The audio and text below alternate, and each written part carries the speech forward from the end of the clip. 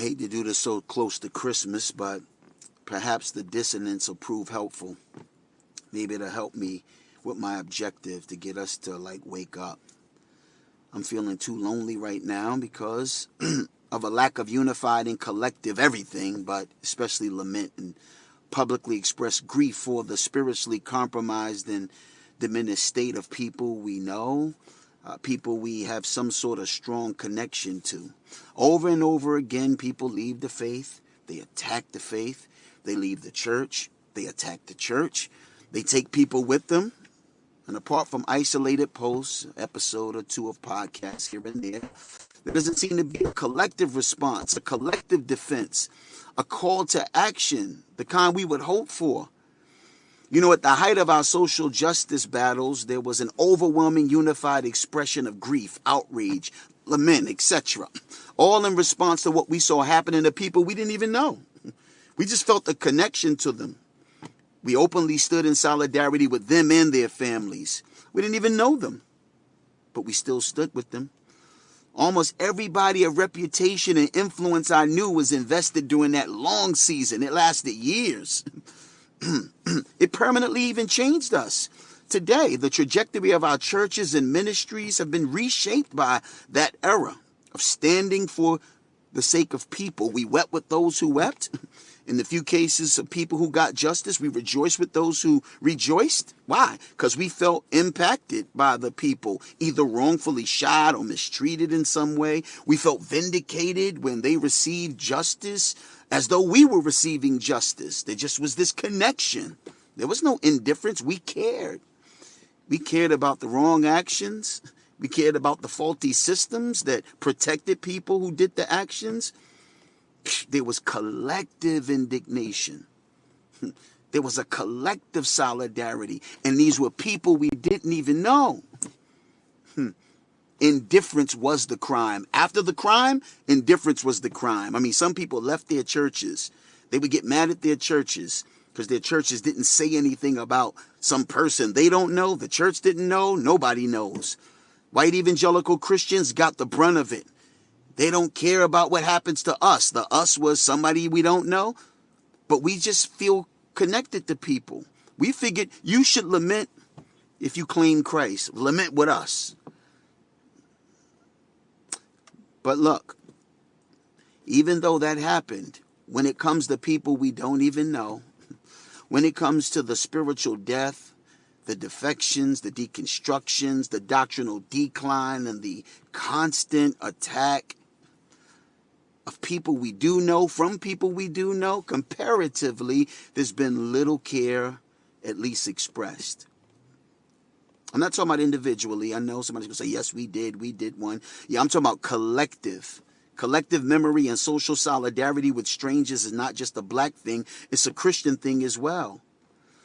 I've sensed individual and isolated concern for the decline, but not a push to collectively bring us together to address it. No unity to collectively outcry. I've seen little collective publicly express grief and indignation. Again, hear me. I know, I peeped you. I've seen your podcasts. I've seen your posts individually, yeah. But nobody has gotten us in the room together. Nobody has called a timeout, an intervention. Yet, time after time, more and more people come and go. So forgive me on this Christmas Eve. I'm hurting.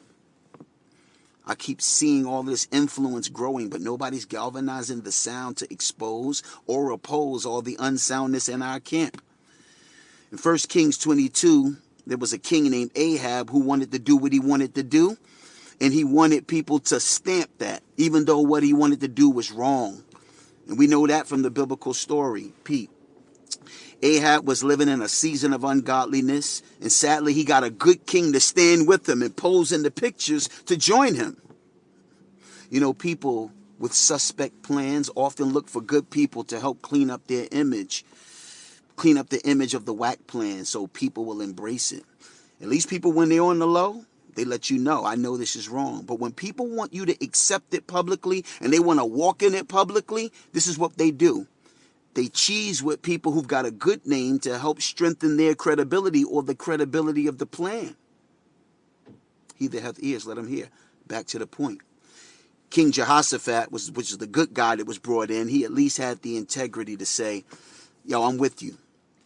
But, the Bible says, first seek the counsel of Yahweh.